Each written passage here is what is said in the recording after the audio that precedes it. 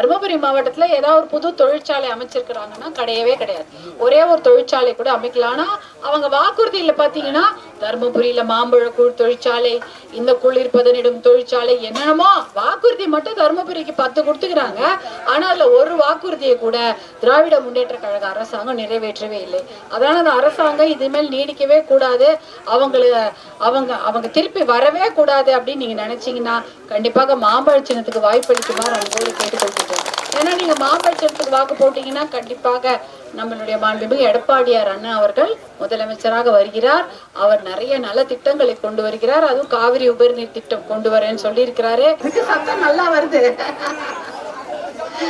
கண்டிப்பாக போதை பழக்கம், மது பழக்கத்தை ஒழிப்பதுதான் பாட்டாளி மக்கள் கட்சி அதற்காகவே கொள்கை பிடிப்போடு நடந்து கொண்டிருக்கிறார்கள். பெண்கள் பாதுகாப்பை உறுதி செய்வது, பெண்கள் நிம்மதியா இருக்கிறதை உறுதி செய்வதுதான் பாட்டாளி மக்கள் கட்சியோட வேலை.